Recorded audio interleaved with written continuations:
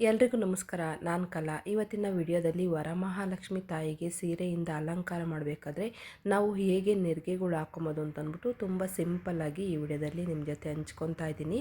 ನೋಡಿ, ಹೀಗೆ ನಾನು ಒಂದು ಚಾಪೆ ಮೇಲೆ ಸೀರೆನೆಲ್ಲ ಹರಡ್ಕೊತಾ ಇದ್ದೀನಿ. ಒಂದೇ ಸಮನಾಗಿ ನೋಡಿ, ನೆರಿಗೆಗಳು ಮಾಡಬೇಕಾದ್ರೆ ನಾವು ಸೀರೆ ಸಲೀಸಾಗಿ ಬರಬೇಕು ಅಂತಂದರೆ ನಾವು ಸೀರೆನ ಫಸ್ಟು ಬಿಡಿಸ್ಕೊಬೇಕಾಗುತ್ತೆ. ನೀಟಾಗೆಲ್ಲ ಬಿಡಿಸ್ಕೊಂಡು ನೋಡಿ ಈ ರೀತಿ ನಾನು ಹಾಕ್ಕೊತಾ ಇದ್ದೀನಿ. ಇವಾಗ ಈ ರೀತಿ ಮಾಡೋದ್ರಿಂದ ನೀಟಾಗಿ ನೋಡಿ ನಾವು ನೆರಿಗೆಗಳು ಹಾಕ್ತಾಯಿದ್ರೆ ಸೀರೆ ಈಸಿಯಾಗಿ ಬರುತ್ತೆ. ನೋಡಿ ಎಷ್ಟು ಚೆನ್ನಾಗಿ ಬರ್ತಾಯಿದೆ. ನೀವು ನೋಡಿದ್ರೆ ಗೊತ್ತಾಗುತ್ತೆ. ಒಂದು ಕಡೆಯೂ ಎಲ್ಲೂ ಹಿಡ್ಕೊಳೋದಿಲ್ಲ ಸೀರೆ. ಹಾಗಾಗಿ ನಾವು ಸೀರೆನೆಲ್ಲ ಫಸ್ಟು ಬಿಡಿಸ್ಕೊಬೇಕಾಗುತ್ತೆ ನೀಟಾಗೆಲ್ಲ. ನೋಡಿ ಈ ರೀತಿ ಬಿಡಿಸ್ಕೊಂಡು ನಾವು ಎರಡು ಕೈಯಿಂದಲೂ ನೆರಿಗೆಗಳ್ನ ಹಾಕ್ಕೊಬೇಕಾಗುತ್ತೆ. ಒಬ್ಬೊಬ್ಬರೇ ಇದ್ದರೆ ನೋಡಿ ಈ ರೀತಿ ಎರಡು ಕೈಯಿಂದ ನಾವು ನೆರಿಗೆಗಳ್ನ ಹೀಗೆ ಮಾಡ್ಕೊಳೋದು. ನಮಗೆ ಜಾಸ್ತಿ ನೆರಿಗೆಗಳು ಬೇಕು ಅಂತಂದರೆ ಸ್ವಲ್ಪನೇ ನಾವು ಸೀರೆನ ಹಿಡ್ಕೊಂಡು ನೆರಿಗೆಗಳ್ನ ಮಾಡ್ಕೊಬೇಕಾಗುತ್ತೆ.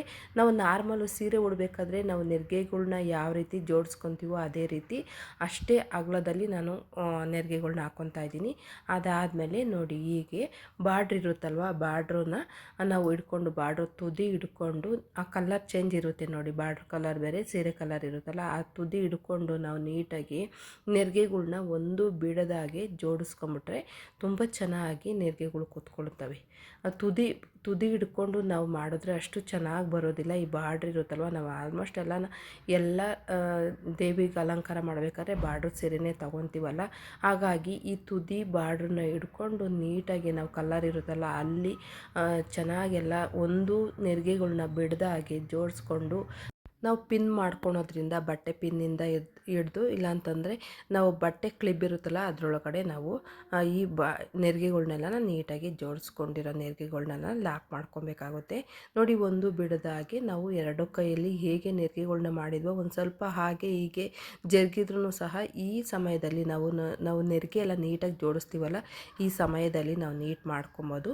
ನೋಡಿ, ಹೀಗೆ ನಾವು ಎಷ್ಟು ನೆರಿಗೆಗಳು ಹಾಕ್ಕೊಂಡಿರ್ತೀವೋ ಈ ಕಲರ್ ಅಂತೂ ಬಾರ್ಡ್ರ್ ಕಲರ್ ಎಲ್ಲ ಉಡ್ಸಿ ಇರ್ತೀವಲ್ವ ವರಮಹಾಲಕ್ಷ್ಮಿ ಹಬ್ಬಕ್ಕೆ, ಆ ಕಲರ್ ನೋಡ್ಕೊಂಬಿಟ್ಟು ಫಸ್ಟು ಆ ಕಡೆ ಈ ಕಡೆ ಎಲ್ಲ ನೆರಿಗೆಗಳ್ನು ನೀಟಾಗಿ ಜೋಡಿಸ್ಕೊಂಡು ನೋಡಿ ಹೀಗೆ ಬಟ್ಟೆ ಪಿನ್ನಿಂದ ಇರ್ಬೋದು ಇಲ್ಲ ಬಟ್ಟೆ ಕ್ಲಿಪ್ಪಿಂದ ನಾವು ಸೆಕ್ಯೂರ್ ಮಾಡ್ಕೊಳ್ಳೋದಾಗುತ್ತೆ. ಅದಾದಮೇಲೆ ಮಧ್ಯದಲ್ಲಿ ಮತ್ತೆ ನಾವು ನೆರಿಗೆಗಳ್ನ ಜೋಡಿಸ್ಕೊಳೋದಕ್ಕೆ ತುಂಬಾ ಈಸಿ ಆಗುತ್ತೆ. ಆ ಕಡೆ ಈ ಕಡೆ ನಾವು ಲಾಕ್ ಮಾಡ್ಕೊಂಡಿರ್ತೀವಲ್ಲ, ತುಂಬ ಚೆನ್ನಾಗಿ ಕೂತ್ಕೊಳ್ಳುತ್ತೆ. ನೋಡಿ ಎಷ್ಟು ಬೇಗ ಆಗೋಯ್ತು. ಈ ರೀತಿ ನಾವು ಲಾಕ್ ಮಾಡ್ಕೊಬೇಕಾಗುತ್ತೆ. ಆದಷ್ಟು ಮಧ್ಯದಲ್ಲಿ ಪಿನ್ ಮಾಡ್ಕೊಳ್ಳಿ. ಪಿನ್ ಮಾಡ್ಕೊಳೋದ್ರಿಂದ ತುಂಬ ಚೆನ್ನಾಗಿ ಕೂತ್ಕೊಳ್ಳುತ್ತೆ. ನಾವು ಉಡಿಸ್ಬೇಕಾದ್ರೆ ಚೆನ್ನಾಗಿರುತ್ತೆ. ಅವಾಗ ತೋರಿಸ್ತೀನಿ ಯಾವ ರೀತಿ ಮಾಡೋದು ಅಂತಂದ್ಬಿಟ್ಟು. ನೋಡಿ, ಹೀಗೆ ಒಂದು 3 ಹಾಕ್ಕೊಂಡ್ರೂ ಸಾಕಾಗುತ್ತೆ. ಹೊಸ್ದಾಗಿ ನಾವು ಉಡಿಸ್ತಾ ಇದ್ದೀವಿ ಅಂತ ಅನ್ನೋರು ಹೀಗೆ ಒಂದು 5 ಹಾಕ್ಕೊಳ್ಳಿ. ಆ ಕಡೆ ಈ ಕಡೆ ಎಲ್ಲ ಫಸ್ಟು ಲಾಕ್ ಮಾಡಾದಮೇಲೆ ಆಮೇಲೆ ಸೆಂಟ್ರಲ್ಲಿ ಲಾಕ್ ಮಾಡಿಕೊಂಡು ಮತ್ತು ಇನ್ನು ಮಧ್ಯದಲ್ಲಿ ನೋಡಿ ಈ ರೀತಿ ಜೋಡಿಸ್ಕೊಂಡು ಲಾಕ್ ಮಾಡಿಕೊಂಡ್ರೆ 5 ಕ್ಲಿಪ್ಪಿಂದ ಆಗುತ್ತೆ. ಆದಷ್ಟು ನಾನು ಬಟ್ಟೆ ಕ್ಲಿಪ್ಪೇ ಯೂಸ್ ಮಾಡೋದು. ಏಕೆಂತಂದರೆ ಪಿನ್ನೆಲ್ಲ ಹಾಕ್ಕೊಂಡ್ರೆ ಹೊಸ ಸೀರೆಗಳೆಲ್ಲನ ಏನೂ ಆಗಬಾರ್ದು ಅಂತಂದ್ಬಿಟ್ಟು ಜಾಸ್ತಿ ಬಟ್ಟೆ ಕ್ಲಿಪ್ಪನ್ನೇ ಯೂಸ್ ಮಾಡ್ಕೊಳೋದು. ಮತ್ತು ಅಭ್ಯಾಸ ಇರೋದ್ರಿಂದಲೂ ಬಟ್ಟೆ ಕ್ಲಿಪ್ ಏನೂ ಆಗೋದಿಲ್ಲ. ಈಗ ನೆರಿಗೆಗಳ್ನ ಡಬ್ಬಲ್ ಬೇಕಾದ್ರೂ ಸೀರೆನ ಮಡ್ಚ್ಕೊಂಡು ಆಮೇಲೆ ಒಂದು 4 ನೆರಿಗೆಗಳು ಮಾಡ್ಕೊಂಡ್ರೂ ಆಗುತ್ತೆ. ಇಲ್ಲಿ ನೋಡಿ, ನಾವು ಹೇಗೆ ಉಟ್ಕೊತೀವೋ ಅದೇ ರೀತಿ ನಾನು ಫುಲ್ಲು ಸೀರೆನ ಹರಡ್ಕೊಂಡು ಈಗ ನೆರಿಗೆಗಳ್ನ ಮಾಡ್ಕೊತಾ ಇದ್ದೀನಿ. ಒಂದು 7ರಿಂದ 8 ನೆರಿಗೆಗಳ್ನ ಮಾಡಿಕೊಂಡ್ರೆ ಆಯಿತು. ಇಲ್ಲಾಂತಂದರೆ ಒಂದು 6 ಅಂತಂದ್ರೂ ದೊಡ್ಡದಾಗಿ ಬರುತ್ತೆ, ಏನೂ ಆಗೋದಿಲ್ಲ. ನೋಡಿ ಈ ಥರ ನೀಟಾಗಿ ಜೋಡಿಸ್ಕೊಂಡು ನಾವು ಇಲ್ಲೂ ಅಷ್ಟೇ ಬಟ್ಟೆ ಕ್ಲಿಪ್ ಆಗಿರ್ಬೋದು, ಇಲ್ಲಾಂತಂದರೆ ಬಟ್ಟೆ ಪಿನ್ ಆಗಿರ್ಬೋದು, ಯಾವ್ದು ಬೇಕಾದ್ರೂ ಹಾಕ್ಕೊಬೋದು. ಸೆರಗಿನ ತುದಿಗೆ ಮೊದಲು ನಾವು ಕ್ಲಿಪ್ಪನ್ನು ಹಾಕ್ಕೊಂಡಾದ್ಮೇಲೆ ನೋಡಿ ಹೀಗೆ ನಾವು ನೀಟಾಗಿ ನೆರಿಗೆಗಳ್ನೆಲ್ಲ ಮಡ್ಚ್ಕೊಬೋದು. ಆವಾಗ ತುಂಬ ಚೆನ್ನಾಗಿ ನಾವು ಮಾಡ್ಕೊಂಡಿರ್ತೀವಲ್ಲ ಅದೆಲ್ಲ ನೀಟಾಗಿ ಬರುತ್ತೆ. ಇಲ್ಲಾಂತಂದರೆ ಅದೆಲ್ಲ ಮತ್ತೆ ಕಳ್ಸ್ಕೊಂಡಂಗೆ ಆಗುತ್ತೆ. ಹಾಗಾಗಿ ನಾನು ಆದಷ್ಟು ಎಲ್ಲನ ಬಟ್ಟೆ ಕ್ಲಿಪ್ಗಳನ್ನೇ ಹಾಕ್ಕೊತಾ ಇರೋದು. ತುಂಬ ಸೀರೆಗಳೆಲ್ಲ ಹಾಳಾಗೋಗುತ್ತೆ ಬಟ್ಟೆ ಪಿನ್ನೆಲ್ಲ ಹಾಕ್ಕೊಂಡ್ರೆ ಅಂತಂದ್ಬಿಟ್ಟು. ಈಗ ಬೇಕಾದ್ರೂ ಮಡ್ಚ್ಕೊಬೋದು, ಇಲ್ಲಾಂದರೆ ಇನ್ನೊಂದು ಥರ ಮಡ್ಚ್ಬಿಟ್ಟು ತೋರಿಸ್ತೀನಿ.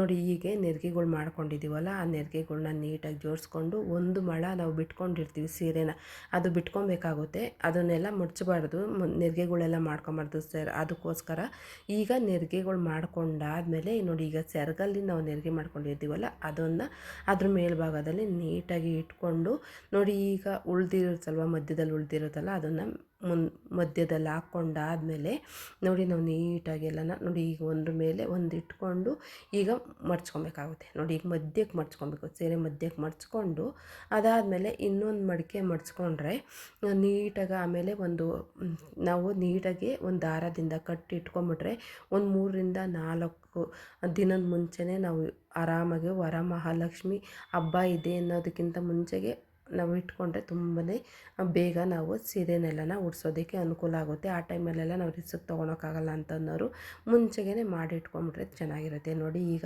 ಇಷ್ಟು ಮಾಡ್ಕೊಂಡಿದ್ದೀನಲ್ಲ, ಇನ್ನೊಂದು ಮಡಕೆ ಮಡಚಿಬಿಟ್ಟು ನಾವು ದಾರನ ಕಟ್ಕೊಬೇಕಾಗುತ್ತೆ. ನೋಡಿ ಎಷ್ಟು ಚೆನ್ನಾಗಿ ಕಾಣಿಸ್ತಾ ಇದೆ. ಹೀಗೆ ಸೀರೆನ ನಾವು ಮೊದಲೇ ಪಿನ್ ಮಾಡಿ ಇಟ್ಕೊಂಬಿಟ್ರೆ ಅವತ್ತು ಅಲಂಕಾರ ಮಾಡೋದಕ್ಕೆ ತುಂಬಾ ಈಸಿ ಆಗುತ್ತೆ. 1 ಅವರ್ ಆದರೂ ಮಿನಿಮಮ್ 1 ಅವರ್ ಆದರೂ ಟೈಮ್ ಉಳಿಯುತ್ತೆ. ಹಬ್ಬದ ಟೈಮಲ್ಲಿ ನಾವು ಈ ರೀತಿ ಮಾಡ್ಕೊಬೇಕು ಅಂತಂದರೆ ಆವಾಗ ಸ್ವಲ್ಪ ನಮಗೆಲ್ಲ ಟೆನ್ಷನ್ ಎಲ್ಲ ಇರುತ್ತಲ್ವ, ಬೇಗ ಉಡ್ಸೋದಕ್ಕೆ ಆಗೋದಿಲ್ಲ. ಅದೇ ರೀತಿ ತುಂಬಾ ಟೆನ್ಷನ್ ಆಗ್ತಾ ಇರುತ್ತೆ, ಬೇಗ ಆಗಿಲ್ಲ ಅಂದ್ಬಿಟ್ಟು ನಮಗೆ ಟೈಮ್ ಹೋಗೋದೇ ಗೊತ್ತಾಗೋದಿಲ್ಲ ಹಬ್ಬದ ದಿವಸ ಎಲ್ಲನ. ಹಾಗಾಗಿ ಒಂದು 2 ದಿವಸ 3 ದಿವಸ ಮುಂಚೆನೇ ಮಾಡಿ ಇಟ್ಕೊಂಬಿಟ್ರೆ, ಈ ರೀತಿ ಎಲ್ಲ ಪಿನ್ ಎಲ್ಲ ಮಾಡಿ ಇಟ್ಕೊಂಬಿಟ್ರೆ ತುಂಬ ಈಸಿಯಾಗಿ ಆರಾಮಾಗಿ ನಾವು ದೇವಿನ ಅಲಂಕಾರ ಮಾಡ್ಬೋದು. ನೋಡಿದ್ರಲ್ಲ, ಇಷ್ಟೊತ್ತು ನಾನು ಹೇಗೆ ಪಿನ್ ಮಾಡ್ಕೊಬೋದು ಅಂತಂದ್ಬಿಟ್ಟು ಇವತ್ತಿನ ವಿಡಿಯೋದಲ್ಲಿ ತೋರಿಸಿದ್ದೀನಿ. ಮತ್ತೊಂದು ಹೊಸ ವಿಡಿಯೋದಲ್ಲಿ ಹೇಗೆ ದೇವಿನ ಇದೇ ಸೀರೆಯಿಂದ ಅಲಂಕಾರ ಹೇಗೆ ಮಾಡ್ಬೋದು ಅಂತಂದ್ಬಿಟ್ಟು ಆ ವಿಡಿಯೋನ ಅಪ್ಲೋಡ್ ಮಾಡಿದ್ದೀನಿ. ಅದನ್ನು ಸಹ ಚೆಕ್ ಮಾಡ್ಕೊಳ್ಳಿ. ತುಂಬಾ ಈಸಿಯಾಗಿ ವರಮಹಾಲಕ್ಷ್ಮಿ ದೇವಿಗೆ ಅಲಂಕಾರ ಹೇಗೆ ಮಾಡ್ಬೋದು ಸೀರೆಯಿಂದ ಅಂದ್ಬಿಟ್ಟು ತೋರಿಸಿದ್ದೀನಿ. ನೋಡಿ, ಹೀಗೆ ದಾರದಿಂದ ಒಂದು ಗಂಟು ಹಾಕೊಂಬಿಟ್ರೆ ಸಾಕು, ಅದು ಸೀರೆಯಿಂದ ಯಾವುದೇ ಕಾರಣಕ್ಕೂ ಜರುಗೋದಿಲ್ಲ. ಮತ್ತೊಂದು ಹೊಸ ವಿಡಿಯೋದೊಂದಿಗೆ ಮತ್ತೊಮ್ಮೆ ಭೇಟಿಯಾಗೋಣ. Thank you.